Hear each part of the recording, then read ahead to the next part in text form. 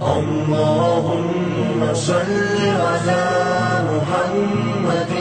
وآل محمد. اعوذ باللہ من الشیطان الرجیم. بسم اللہ الرحمن الرحیم. الحمد للہ رب العالمین والعاقبۃ للمتقین، ثم الصلاۃ والسلام علی اشرف الانبیاء والمرسلین سیدنا و مولانا ابی القاسم محمد وآلہ الطیبین الطاہرین، لا سیما بقیۃ اللہ العظم روحی و ارواح العالمین لتراب مقدمہ الفدا واللعنۃ الدائمۃ علی اعدائہم اجمعین من یومنا الی قیام یوم الدین. عزیزوں، چونکہ عید کی مناسبت ہے تو عید ہے کیا چیز، کیا کیا جائے، خوشی منائی جائے، لوگوں کو خوش کیا جائے، نماز پڑھی جائے، بندگی کی جائے، اس حوالے سے اکثر سوال ہوتا ہے.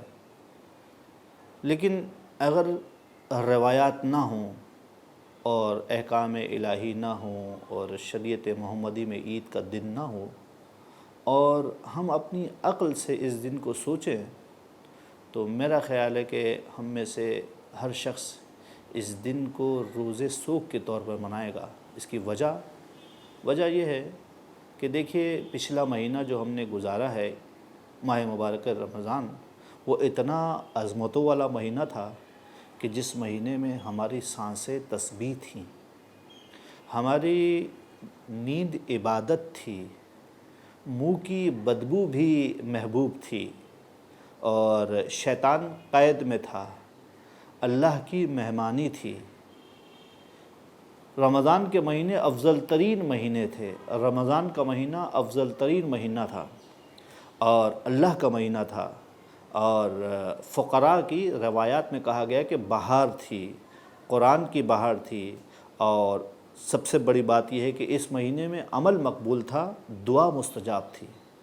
آج شوال آ گیا ہے، وہ مہینہ ختم، وہ سب کچھ جو سعادتیں ملی ہوئی تھیں سب ختم ہو گئی ہیں. وہ آدمی جو چیزوں سے محروم ہو جائے تو اس کے پاس کیا بچتا ہے؟ وہ آدمی سوگ منانے کے سوا اور کیا کر سکتا ہے؟ لیکن اگر ائمہ اہل بیت نے ہم سے کہا ہے کہ اس عید کو عید کے طور پر منایا جائے تو اس کا معنی یہی ہے عزیزوں کہ چونکہ امام کا حکم ہے عید منائی جائے، لیکن انسان کے ذہن میں رہے تو صحیح کہ میرے پاس سے کیا محروم ہو گیا ہوں. اس دن میں انسان جہاں اپنے کام کرنے ہیں وہاں اپنے عزیزوں اور اقارب میں جائیں، یتیموں کے سر پر ہاتھ پھیرے، ان کے گھروں پر جائے، ان کی جو ہے وہ مدد کرے. یہ وہ بچے ہیں کہ جن کا والی ان کے ساتھ نہیں ہے، دوسروں کو ترغیب کرے. اور اگر اس دن میں ہو سکتا ہے کسی جگہ، کسی دن میں مخصوص تو نہیں ہے لیکن عید کا دن ہے اور ہمارے اٹھنا بیٹھنا رہنا سہنا اہل بیت کے ساتھ ہی ہے، تو عید کے دن میں اہل بیت کو فراموش کیوں کریں ہم؟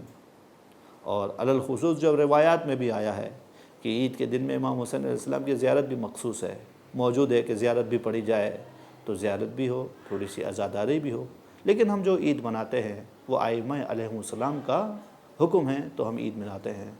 میں آپ کو اس سلسلے میں کچھ روایات بھی نقل کروں گا جو آپ مشاہدہ کریں. پہلی روایت جو عرض کرنی ہے وہ حضرت جابر ابن عبداللہ انصاری نے امام محمد باقر علیہ السلام سے روایت کی ہے کہ امام محمد باقر علیہ السلام نے فرمایا کہ رسول خدا نے فرمایا. یعنی کہ یہ روایت الٹیمیٹلی امام محمد باقر علیہ السلام رسول خدا صلی اللہ علیہ وآلہ وسلم سے نقل فرماتے ہیں کہ اللہ کے رسول نے ارشاد فرمایا کہ جب شوال کی پہلی ہوگی تو ندا دینے والا پکارے گا، اے مومنوں صبح اپنے انعام کی طرف چلو. پھر امام نے فرمایا پہلی شوال یوم الجوائز اور روز انعام ہے. یعنی اس روایت میں شوال کو جزا کا دن قرار دیا گیا ہے. یوم الجوائز عربی زبان میں جائزہ انعام کو کہتے ہیں، یعنی کہ انعام کا دن پہلی شوال، عید کا دن جو ہے وہ انعام کا دن ہے. ایک اور روایت ہے جو تھوڑی سی تفصیلی ہے. اس روایت کو حضرت ختم مرتبت صلی اللہ علیہ وآلہ وسلم سے روایت کیا گیا ہے کہ حضرت ارشاد فرماتے ہیں کہ شب عید کو لیلۃ الجوائز کہا جاتا ہے۔ پچھلی روایت میں ہم نے بیان کیا کہ روز عید کو یوم الجوائز کہا گیا، اور اس روایت کے اندر شب عید کو لیلۃ الجوائز کہا گیا ہے، یعنی کہ وہ رات بھی، شب عید بھی انعام کی رات ہے۔ جب شب عید ہوتی ہے، جب شب عید فطر ہوتی ہے تو اللہ عمل کرنے والوں کو بلا حساب ان کا اجر دیتا ہے۔ جب عید کی صبح ہوتی ہے تو اللہ ملائکہ کو ہر شہر میں بھیجتا ہے، تو ملائکہ زمین پر اتر کر ہر گلی کے نکڑ پر کھڑے ہو کر کہتے ہیں، اے محمد کی امت، اپنے کریم رب کی جانب نکلو، وہ تمہیں جزیل عطا کرے گا اور عظیم کو معاف کرے گا، یعنی کہ جو دے گا وہ بہت بڑا ہے، اور جو معاف کرے گا وہ بھی بہت بڑا ہے، یعنی کہ چھوٹا بھی معاف کرے گا، وہ بڑا بھی معاف کرے گا۔ یہ ندا دینے والے یعنی گویا لوگوں کو نماز عید کی طرف بھی فرشتے بلا رہے ہیں۔ پھر جب وہ اپنے مصلی پر پہنچیں گے، یعنی مومنین نماز پڑھنے کے لیے نماز کی جگہ پر پہنچیں گے، تو اللہ ملائکہ سے کہے گا، اے میرے فرشتوں، اجیر کی جزا کیا ہے؟ یعنی کہ جس نے کام کیا ہے، جو مزدور ہے، اس کی جزا کیا ہے؟ تو فرشتے جواب دیں گے، جزا یہ ہے کہ جب فرشتے کہیں گے کہ اے ہمارے معبود، اے ہمارے آقا، ان کی جزا یہ ہے کہ اس کا اجر مکمل طور پر عطا کیا جائے۔ تو اللہ تعالیٰ کہے گا، اے میرے فرشتوں، میں تمہیں گواہ بناتا ہوں کہ میں نے ماہ رمضان کے میں ان کے روزے اور نماز کے ثواب کو اپنی رضا اور مغفرت قرار دیا ہے، یعنی کہ جو مومنین نے، مسلمانوں نے ماہ مبارکہ رمضان میں روزے رکھے، جو نمازیں پڑھی، آج عید کے دن میں ان کے اس عمل کے جزا کو قرار دے رہا ہوں میری رضا، یعنی کہ میں ان سے راضی ہوں، اور مغفرت، میں نے ان کے تمام گناہوں کو بخش دیا ہے، محو کر دیا ہے۔ اور اللہ کہے گا کہ اے میرے بندو، مجھ سے سوال کرو، میری عزت اور میرے جلال کی قسم، آج کے اجتماع میں تم میں سے جو بھی مجھ سے سوال کرے گا اسے میں پورا کروں گا، چاہے اس کا تعلق تمہاری دنیا سے ہو یا آخرت سے ہو۔ اور میری عزت کی قسم، جب تک تم میرا لحاظ رکھو گے، میں تمہارے عیبوں کی پردہ پوشی کروں گا، اور جہنمیوں کے سامنے تمہیں کبھی ضائع اور رسوا ہونے نہیں دوں گا۔ تم اپنے کاموں کی طرف پلٹ جاؤ، اشارہ ہے کہ نماز ختم ہو چکی ہے، تو پروردگار عالم مومنین سے کہہ رہا ہے، تم جاؤ اپنے کاموں کی طرف، تمہیں میری مغفرت حاصل ہے، اور تم نے مجھے راضی کر دیا اور میں تم سے راضی ہوں۔ امام علیہ السلام نے فرمایا،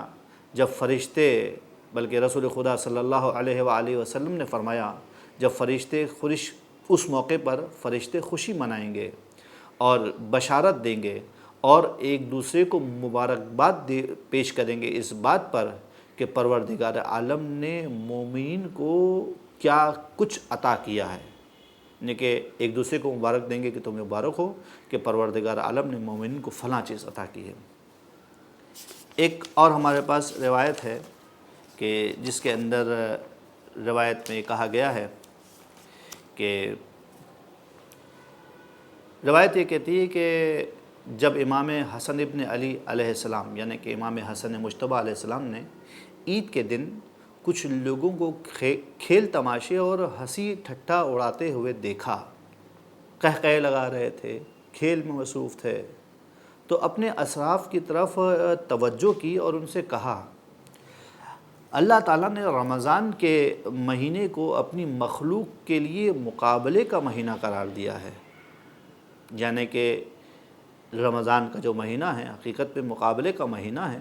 جس میں اللہ کی اطاعت کے ذریعے اس کی مرضی کے حصول کے لیے ایک دوسرے کے مقابلہ کریں گے مومنین، یعنی کہ پروردگار عالم نے رمضان کو ایسا مہینہ قرار دیا ہے کہ جس میں لوگ اطاعت کر کر پروردگار عالم کی مرضی اور رضا کے حصول کی کوشش میں ایک دوسرے سے مقابلہ کریں گے۔ پس یہ جو مہینہ ہے اس میں کچھ لوگ کامیاب ہوں گے اور کچھ پیچھے رہ جائیں گے۔ جو کامیاب ہو جائیں گے انہیں رضا مل جائے گی، اور جو پیچھے رہ جائیں گے وہ نقصان اٹھائیں گے۔ پھر امام نے فرمایا کہ بڑا تعجب ہے آج کے دن قہقہا لگانے والوں سے اور کھیل تماشے والوں سے کہ آج کے دن محسنوں کو ثواب ملے گا اور کوتاہی کرنے والے نقصان اٹھائیں گے۔ تو اس موقع پر امام علیہ السلام نے ایک عجیب جملہ فرمایا، اللہ کی قسم اگر پردے اٹھا دیے جائیں تو وہ لوگ کہ جنہیں آج پروردگار عالم کی رضا ملی ہے وہ بھی ان کھیل تماشوں اور ہنسی سے باز آ جائیں گے، ایسا نہ ہو کہ ان کا نقصان ہو جائے۔ اور وہ لوگ کہ جو نقصان اٹھا چکے ہیں، جنہوں نے رمضان کے مہینے سے کما حقہ استفادہ نہیں کیا،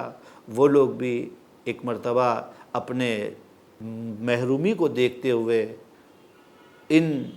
خوشی منانے والوں سے دور ہٹ جائیں گے کہ ہم کیوں خوشی منا رہے ہیں، ہمیں تو جو ہے وہ اس رمضان کے مہینے میں کچھ بھی حاصل نہیں ہو سکا۔ وصلی اللہ علی سیدنا و مولانا ابی القاسم محمد۔ اللهم صل على